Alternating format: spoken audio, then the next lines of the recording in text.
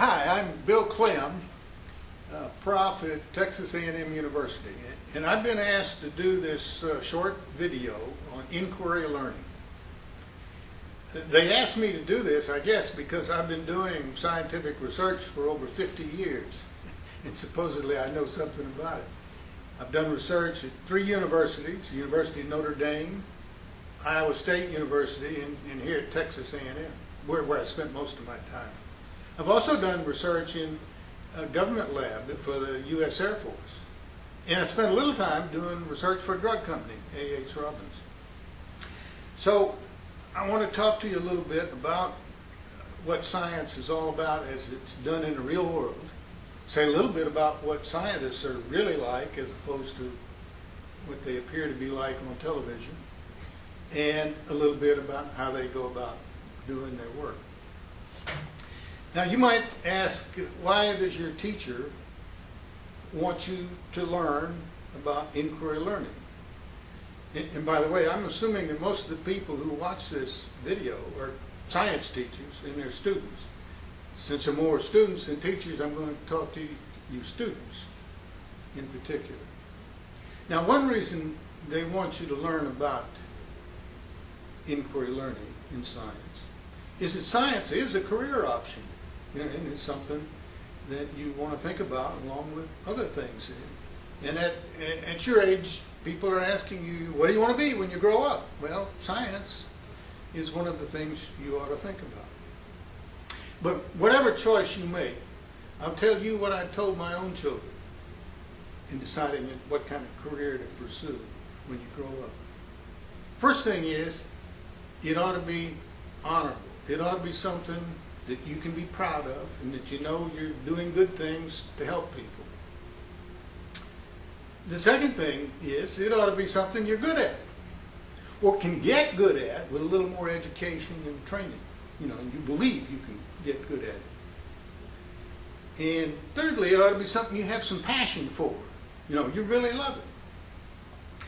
Now I remember when I was in middle school and high school, I started thinking about, what am I going to do when I grow up? I wasn't told much about science. Remember now, I've been doing this for 50 years, so I was a kid in school like 60 years ago.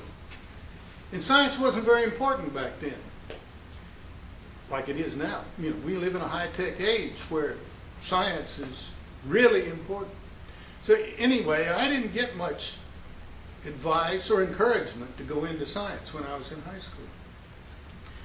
And in fact, when I went off to college as a freshman at the University of Tennessee, was the first time anybody ever suggested that I ought to become a scientist. It was my botany teacher, of all things, and I had to take this course in botany, and he saw the way I got engaged in the lab and encouraged me to go into science. Well, that wasn't in my radar, and so I just dismissed it. Interestingly, 6 years later, I did get interested in being a scientist. I started to realize that's really what I should be doing. And back then, and even today, when you want to go to graduate school to learn how to become a scientist, you have to take a nationwide exam to see if you can handle graduate school and the curriculum. And one of the things that really struck me when I took that exam, I turned to the first page and looked who the authors of the questions were. And the guy who had the botany questions was that same prof, Dr. Sharp, at the University of Tennessee. One of the great things about science is that you have the opportunity to see things and get ideas that nobody in the history of the world has ever done. And you have no idea what a thrill that is. And to a lot of scientists, this happens several times in their career. And as I said, there's nothing like it except maybe hitting the game-winning home run in the 9th inning. Anyway, the main reason, however, that school systems and teachers want you to learn about inquiry learning, because most kids are not going to grow up to be scientists. They know that. is that science is a way of knowing things. In fact, I think it is the best way to know things. And we'll, at the second half of this video, we'll talk about why that is and why I say that. But I wish everybody thought the way scientists do. You know, scientists are in the pursuit of truth, facts that you can believe in and are real. Well, think about politicians, for instance. They have their truth, too. Trouble is, they don't think about facts and truth the way scientists do. For a politician, they like to spin the truth and to be appealing to the people who vote for them. If it's an unpleasant truth, they may even try to deny it or hide it or pretend they can fix it or promise to fix it and don't. And sadly, sometimes even lie about it. Well, scientists can't get away with that. So the next thing I want to talk a little bit about is what people's perceptions of scientists are like. Now all of you have ideas of what a scientist is like, and I sort of summarize some of these ideas on this chart here. And in fact, before I get into that, maybe you want to take a little poll in your classroom to see how many people, how many students think scientists are nerdy, and how many think they're shy, and how many think they're really smart, and how many think they work mostly in the lab. So if you want to do that, if you want to take a little poll, we can pause right now in the video, and then I'll come back and tell you what I think the answer to these items are. So that's the pause. If you took a poll, in fact, I'd be interested to know what you found out, but I bet that a lot of you think of scientists as being nerds.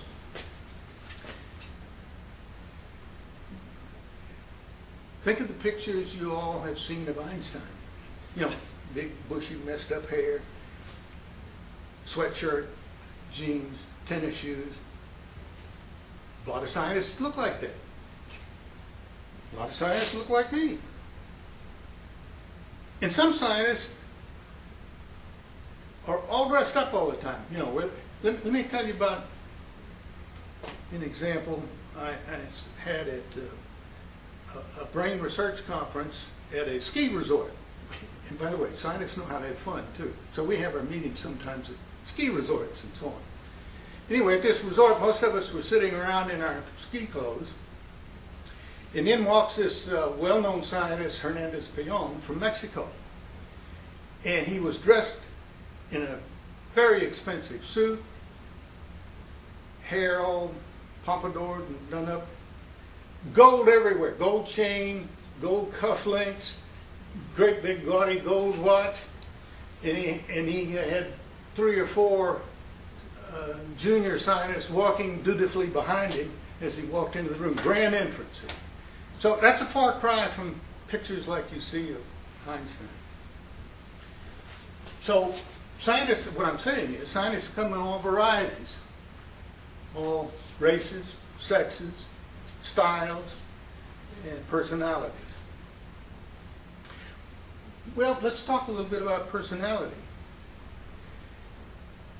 You may get your idea about what scientists are really like from TV and movies and so forth. Where, by the way, they're usually the villain in the plot. Think of the James Bond movies. You know, the villain is usually a mad scientist who's going to conquer the world because he has all this power in his hands. Well, real scientists have all different kinds of personalities. Some are shy. And in fact, you may be interested to know that back in the old days, when I started doing science, you'd go to a science meeting and you'd present your research to your colleagues in a presentation. You'd stand up at the board and draw on the board and show slides and things like that. And an enormous number of scientists are so timid that they can't do that very well. And that led to the development of using posters, just like you do with science fairs. You know, you do a little poster and you put your data up on it and so forth. And now at science meetings, most scientists present their information with a poster as opposed to a slideshow and presentation. But some scientists are not shy. You know, some scientists do things like I'm doing here. Some do TV shows, like on Nova. You know, they'll be the host of the TV show. And so they come in a variety of forms.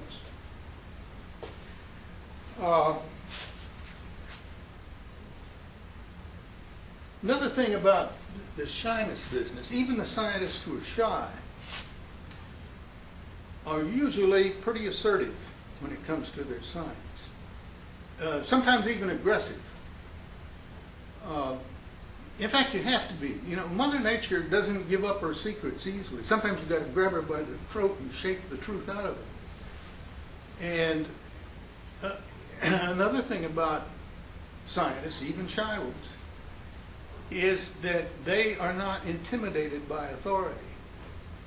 If they think a famous scientist is wrong, they don't mind saying so. And they especially love to prove with their own research that this scientist is wrong.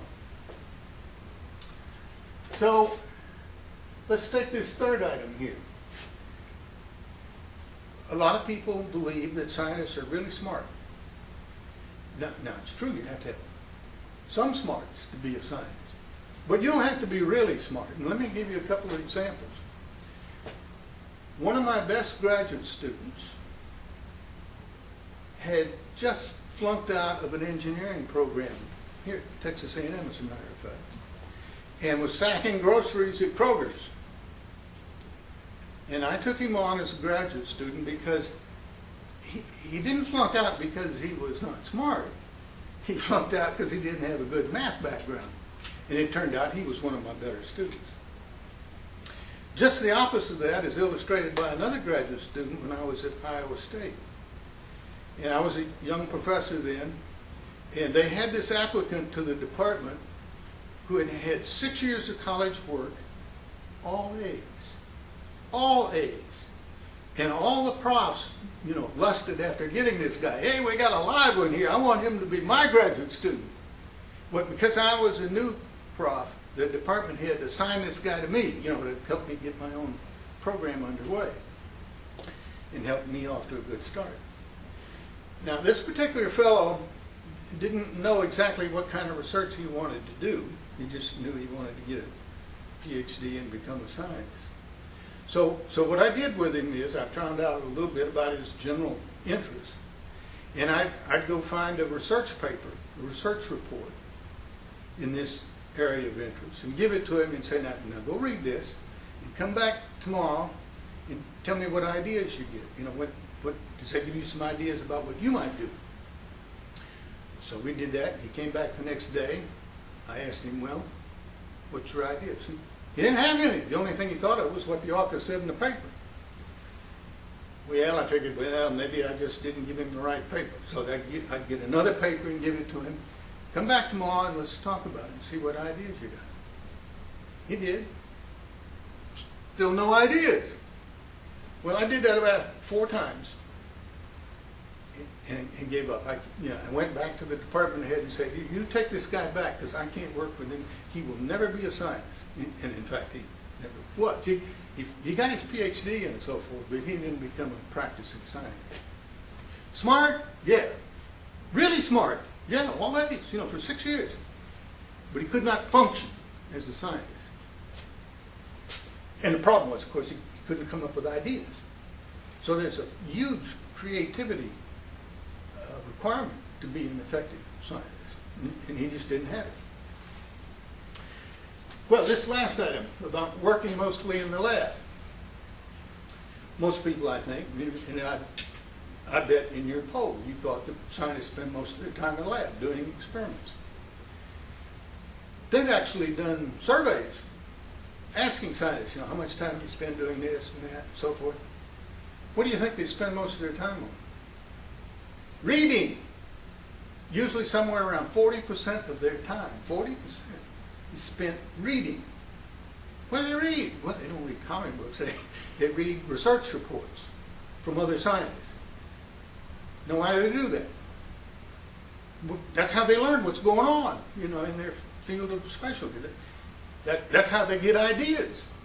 They'll read what other people thought and try to improve on it. And that's how they generate ideas for their own research.